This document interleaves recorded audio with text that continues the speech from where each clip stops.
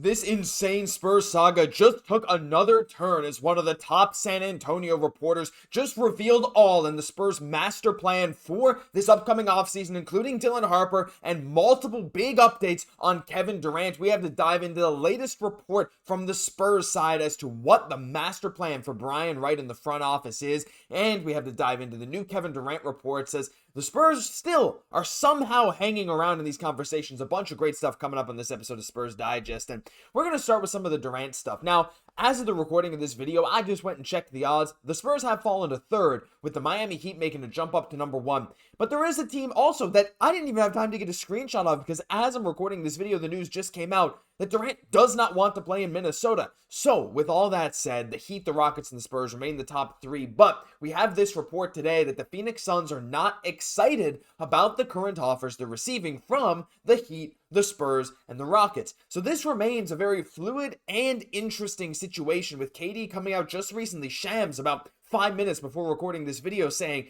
Durant has no interest playing with the Minnesota Timberwolves. Durant's top three destinations of Miami, San Antonio, and Houston are all seemingly getting called into question, with many other teams sneaking in there. I've heard the Raptors name there. I mean, there's a few other names, but it's a bit of a crazy situation. You also have this with the Phoenix Suns saying, look, just because those teams are where you want to go doesn't mean we're going to trade you there. So even though Durant doesn't want to play with Minnesota, maybe if that's the best package Phoenix ends up getting, they could send him there even for just 1 year. But this just adds to this whole mystery to the situation again, right? So now the ball is very much in Phoenix's court. And while I've kind of relegated myself to saying that, look, Durant is probably not coming to San Antonio, and we'll get into another thing that Don Harris had to say in just a bit that compounds on that, I want to talk about one thing in particular here now, and it's the players that the Spurs would be giving up. Now, we saw the Jeremy Sochan stuff that he trolled us, I mean, for sure. I mean, when he posted those pictures from Phoenix, that was pretty much my gut reaction, saying like, yeah, this dude's messing with us. He's there training for something else coming up soon, I believe, playing for Poland in a tournament. But yeah, so Sochan has been one of the guys that's been named in a lot of these trade reports, but indications that the Spurs would not want to part with him, and especially if Phoenix is underwhelmed with what the Spurs are offering, then it probably means he's not included. The number 2 pick is not included, right? So we're back to talking about Devin Vassell and some of the other names on the roster, like, well, not Dylan Harper yet, but guys like Harrison Barnes, Keldon Johnson, these kind of names. Because we did have reports before that the Minnesota Timberwolves may have been willing to part ways with Rudy Gobert and some picks. We heard rumors that the Houston Rockets would trade both Jalen Green and Jabari Smith Jr. And if that was truly the case, I can't imagine Phoenix is underwhelmed by those kinds of offers, right? So this is both good and bad news for the Spurs, in the sense that, you know, Phoenix does just want to move him to the team that's going to give him the best package, but the team that's going to give him the best package is probably the one that can guarantee he will stay with them for a few years. There's been some advancements on Andrew Wiggins trying to be traded from Miami to Phoenix right now, and Kel'el Ware is a bit of a sticking point, but it is a very interesting turn on this situation. So let me know how you think this affects the Spurs, because to me, if other teams are not meeting the standards that the Phoenix Suns are setting, why can't the Spurs, right? The Spurs might be able to step in, offer an extra pick, something like that. Again, I'm not saying I think it's going to happen, and I still don't really think I want to sign KD for those 3 full years at the max, even though I think a guy like him could very well age extremely gracefully into even his 40s if he wants to keep hooping, which I imagine he would. But let me know your thoughts on that, because I think this is both good and bad news, right? It's like,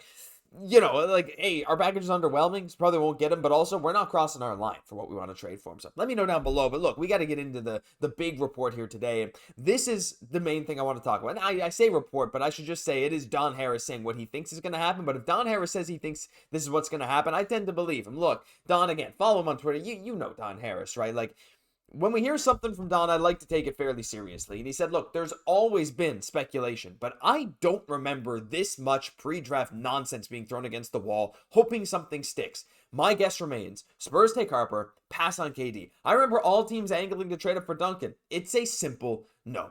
And this brings a level of peace over me. It's because, like, look, I like the idea that Kevin Durant could come to San Antonio at the right price. I've made that clear. Not thrilled about a long-term extension at, like, you know, a 2 more year extension at like 60 million, whatever, right? But it's certainly, like, I don't know if it's really thrown at the wall, seeing if it sticks, considering Durant has made it clear that the Spurs are one of his top destinations. And we have heard that Phoenix is underwhelmed by San Antonio's package. There's been talks here. We have mutual interest at the deadline. So the Durant stuff, I tend to think is like, yeah, look, there's at least some credence to that. But the Dylan Harper stuff, this is what I want to focus on. Because am I ever glad to hear this kind of thing? Now, we've been hearing, oh, mystery, Dylan Harper, like, is he actually going to get picked? I'm sure that draft pick was in play when there were any kind of discussions about Giannis Antetokounmpo, if they ever even happen. But at this point now, this is just from the Ringer's draft guide. I just like their art. I like the way they make this picture. Anyway, but like, looking at Dylan Harper, looking at this team now, there has been so many things coming out lately about what if we don't pick Dylan Harper, right? What if we trade down in the draft? We heard Philadelphia is rumored to have wanted to trade up in the draft from number 3 to number 2 to get the San Antonio Spurs pick to get Dylan Harper. But then it's like, well, if you're doing that, we'd want one of your young guards. And why would they ever move on from one of their young guards? Or maybe we wouldn't even want a young guard. There's so many question marks thrown out about this Dylan Harper pick. But to me, this is now set in stone. If it wasn't before, it's set in stone. You guys know, you watch every video, you know I'm team draft Dylan Harper.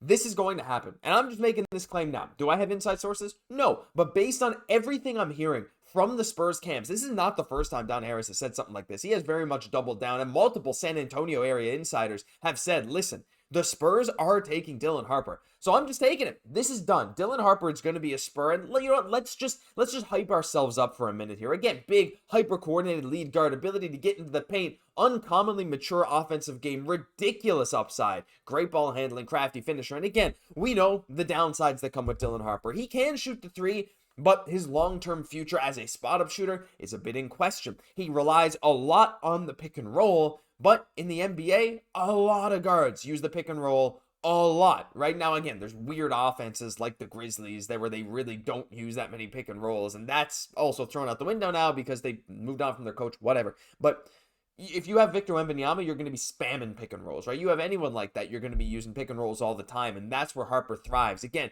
his own shot creation, like in terms of mid-range shots or even creating his own threes, not his strong suit, but it very well could be. Again, the maturity that comes with Harper. And not that I need to sell you guys on bringing Dylan Harper to the San Antonio Spurs, but again, it just makes too much sense. This guy has a legit outside shot at winning Rookie of the Year. It's Cooper Flags to lose, let's be honest. I mean, look, the capture the flag parade or whatever we want to call it, the petition to capture the flag, it's over. I mean, we won't get him unless one of these crazy mock trades comes true, like Keenan talked about in last video. But you know, I think he's obviously the favorite. He's going to get a ton of playing time in Dallas on a team that's trying to win now, and it's just the perfect storm for them.